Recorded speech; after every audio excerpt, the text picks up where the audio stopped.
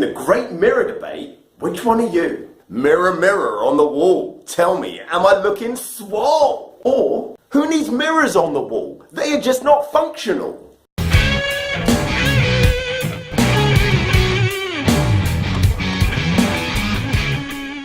Do you need to see yourself in the mirror when you train? Or are they just vanity tools that hurt your form? Training facilities tend to split into two groups, those with mirrors and those without. Sports-focused training facilities for things like Olympic weightlifting, gymnastics, track and field, rock climbing tend to not have mirrors. But bodybuilding gyms, dance studios and commercial gyms do. But why the difference? If you were training for sport, then mirrors were seen as a hindrance. You weren't allowed to compete in front of one, and so taking your cues from a device that wasn't going to be there when you needed it most seemed to be a crutch that was going to cause you to stumble, not walk. Those sports saw the need to develop the kinesthetic awareness, or as a layman would say, you've got to feel the movement. As the functional strength, primal caveman CrossFit movement sprung up in the late 90s, they took on that philosophy, and so their gyms were mirrorless. Bodybuilders and dancers, though, needed to be able to examine their aesthetic during the session, either for posing and ensuring that you're activating the correct muscles in free weights, or for practicing a movement to ensure correct symmetry. Commercial gyms were driven by the bodybuilding revolution, and so they mirrored up. But 30 years later, this has created a problem. Bodybuilding gyms are now dominated by seated machines, and as these do the stabilizing for you, this precludes the need for the mirror because the variables for activation are far less. But there's still a place where you need wall-to-wall mirrors: CV equipment. These machines help you to neurally ingrain millions of low-level reps over time,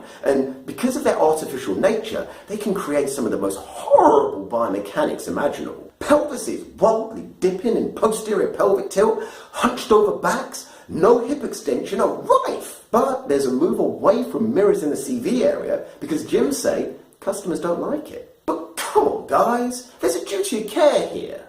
Gotta continually teach and remind people of the right body positions on the equipment where there's freedom of movement, and provide feedback tools like mirrors so the person can check it for themselves for the vast amounts of time that they're on it. That way they get more than just disappointing results and a complimentary towel. And when the functional gyms take their lead from the sports training gyms' mirrorless environment, they're forgetting that whilst they don't have mirrors, these sports training facilities have something far more responsive feedback-wise: human coaches. Go to any international sports facility and they've got a plethora of coaching staff. There, the eyes, ears and vocal feedback required, making the mirrors redundant. The athlete, whatever the discipline, is not flying blind. Far from it. He's getting specific cues, rep by rep, set by set, session after session for years to help him get to the point where he feels it. And then before he competes, he performs multiple times backstage under the watchful eye of the coach, who gives him cues and feedback so that he can then go out onto stage and perform unsupervised. And then, when he returns from his solo flight, he gets a post-mortem for next time.